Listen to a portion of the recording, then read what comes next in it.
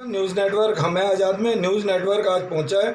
जैसा कि मैं बता देना चाहता हूं, जैसे लॉकडाउन के दरमियान टैक्सी चालक और मालिकों को काफ़ी क्षति पहुंची है और उनकी ड्राइवरों की डेली मजदूरी दिहाड़ी करने वाले घर की स्थिति दयनीय है। उसी को लेकर के यूनियन पदाधिकारियों ने एक नोटिस अपने एडवोकेट अरविंद श्रीवास्तव जी के माध्यम से सरकार को भेजा है। आइए जानते हैं क्या है उनका कहना और क्या मांगे हैं यूनियन पदाधिकारियों के ड्राइवरों के लिए।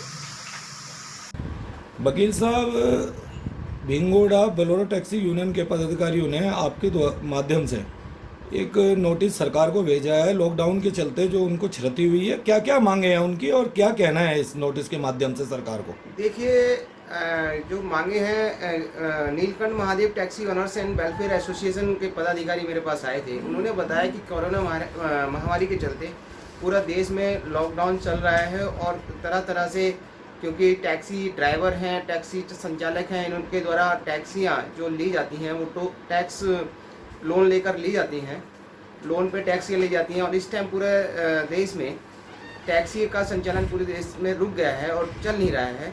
ऐसे में सरकार ने जो आर्थिक पैकेज जारी किया है दिनांक 12 तारीख को, उसमें भी टैक्सी ऑनर्स या उनके ड्राइवर्स के लिए कोई भी सुविधा नहीं, आर्थिक पैकेज नहीं की घोषणा नहीं की गई है। ऐसे में क्योंकि उनकी टैक्सियां चल नहीं रही हैं, अधिकतर टैक्सियां लोन पर हैं, तो उन्होंने कहा है कि एक तो टैक्सी का जो 1 वर्ष का टैक्स है, रोड टैक्स है, उसे माफ़ किया जाए।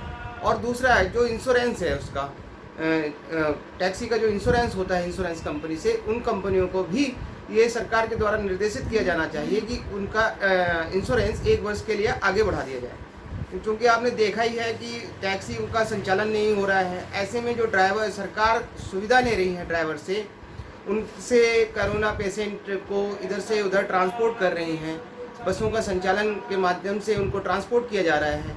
ऐसे उन्हें भी हम जो ड्राइवर हैं, बसों के ड्राइवर हैं, टैक्सी के ड्राइवर हैं, उनको भी हम सोल्जर ही मानते हैं, कोरोना सोल्जर ही मानेंगे और उनके लिए भी सरकार को आर्थिक पैकेज देना चाहिए और टैक्सी का 1 वर्ष का रोड टैक्स और उसका इंश्योरेंस को आगे बढ़ाने का आदेश सरकार को तत्काल करना चाहिए। इसी संबंध में हमने सरकार को, परिवहन अधिकारी को, सचिव को एक नोटिस प्रेषित किया है उनके माध्यम से कि सरकार जल्द से जल्द इसमें फैसला ले, अन्यथा उनको न्यायालय की शरण में जाना पड़ेगा। तो क्या यूनियन के पदाधिकारी समस्या का समाधान नहीं होता और मांगे नहीं मानी जाती तो हाई कोर्ट में भी जनहित याचिका के लिए जाएगी? बिल्कुल जाएंगे। उनका कहना है कि यदि उनकी मांगें नहीं मानी जाती तो अवश्य ही वो चाहे किसी भी न्यायालय में जाना पड़े वो जाएंगे, क्योंकि उनकी मांगें उचित हैं और इस वर्तमान में टैक्सियों का संचालन नहीं हो पा रहा है किसी भी हालत में। और उत्तराखंड में तो एक बात देखिए कि उत्तराखंड का टूरिज्म, हमारा जो प्रदेश है टूरिज्म में डिपेंड है, इसके काफ़ी हद तक इसकी अर्थव्यवस्था है टूरिज्म पर डिपेंड है। और ऐसे में टैक्सियों का संचालन ना हो पाना अर्थव्यवस्था का बहुत बड़ा हिस्सा है।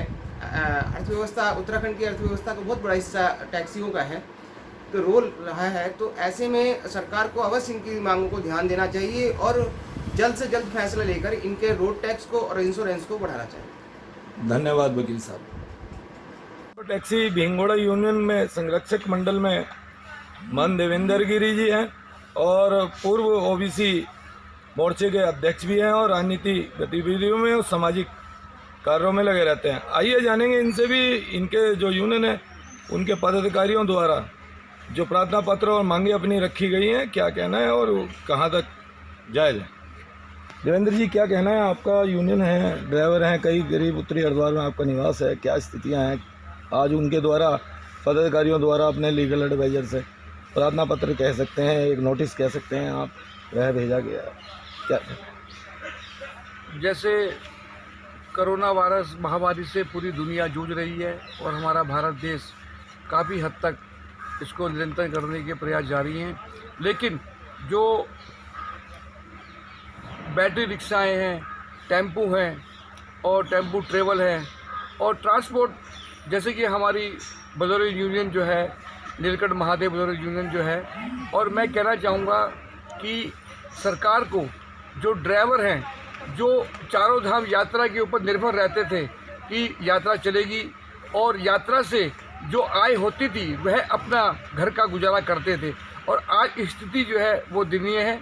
मैं यही कहना चाहूँगा कि हमारे शहरी विकास मंत्री माननीय मदन कौशिक जी जो ड्राइवर हैं उनके विषय में, और जो ट्रांसपोर्ट जो मालिक हैं, जो रोड टैक्स है, जो फिटनेस है, वह माफ़ की जाए, और जो ऋण जो गाड़ी मालिकों पे चल रहा है उसके लिए उनका ब्याज माफ़ किया जाए, और जब तक लॉकडाउन नहीं खुलता उनसे कोई भी ऋण ना लिया जाए। और मैं कहना चाहूँगा कि कोरोना वायरस के समय में आप जिस धैर्य संयम से काम ले रहे हैं उसे बनाए रखें, और जो मांग युवराज जी द्वारा उठाई गई है उसको जो है माननीय मंत्री जी को अवगत कराया जाएगा, और इसके लिए यथास्थिति प्रयास किए जाएंगे। धन्यवाद। क्या नाम है आपका? मनोज चौधरी। क्या काम करते हैं आप? सर मैं ड्राइवर हूँ।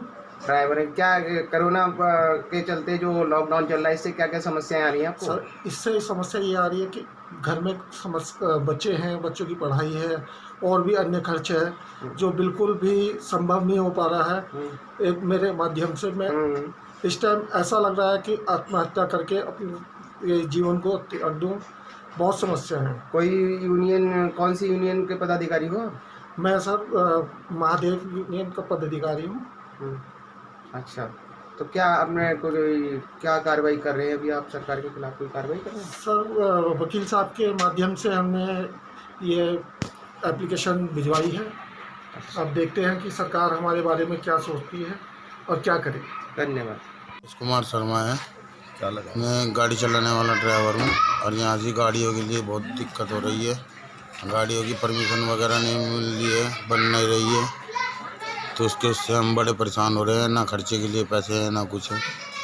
बहुत ही दिक्कत हो रही है घर में, ना तेल है, ना पानी है। राशन पानी भी ज़रूरत से कर रहे हैं सिस्टम, बस बड़े परेशान हो रहे हैं।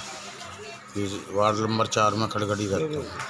यहाँ तो भूखे मर गए, पर्ची मिली राशन की, बाबू को ना मिला, पर्ची जेब में रखी, राशन नहीं मिला, कहना क्या है, बंद है, 2 महीने हो गए बैठे बैठे, आगे कैसे चलेगा? अब तक जो तक खा पी लिया, कोई हेल्प किसी की तरफ से कोई नहीं है। गाड़ी चल रही, बच्चों की पढ़ाई है, स्कूल की फीस है, कहाँ से कमाएंगे, कहाँ से खाएंगे? हमारी गाड़ी से कहाँ से खाना खाएंगे, कहाँ से नहीं खाएंगे? बताओ क्या करे, क्या करे? कर्फ्यू ऐसे लगा है, गाड़ी की जा रही है, बच्चों की फीस इतनी बढ़ गई है, किराया बढ़ गया है, कहाँ से देंगे, कहाँ से नहीं देंगे? जैसा कि यूनियन के पदाधिकारी और ड्राइवरों ने बताया और हमने भी जाना, स्थितियाँ दयनीय हैं और उनके अधिकार बनते हैं। और उन्होंने जो प्रार्थना पत्र दिया उसमें बस बाकायदा अपनी शर्तें रखी हैं। इंश्योरेंस का 1 साल आगे कर दीजिए जो इंश्योरेंस वैलिड गाड़ियाँ हैं, और रोड टैक्स को 1 साल आगे कर दीजिए, क्योंकि उनका ये कहना है बैंक की EMI वगैरह, ब्याज वगैरह, ये सब किस्तों का उन्होंने बोला है, उनकी मांगें हैं ड्राइवरों की। और उन्होंने यह भी कहा है कि आपदा के दौरान 2 साल का प्रदेश सरकार द्वारा टैक्स माफ़ किया गया था और राहत दी गई थी ड्राइवरों को, तब जाकर के ये जो व्यवसाय है पूरे, जिस पर उत्तराखंड राज्य के लाखों परिवार निर्भर करते हैं, आय का साधन है, इसी को लेकर के उन्होंने कहा कि ये भी आपदा से कम नहीं है, इसमें भी त्रसदी हुई है, का भारी नुकसान हुआ है कोरोना वायरस के चलते। कैमरामैन मनोज चौधरी के साथ मैं युवराज सिंह आजाद।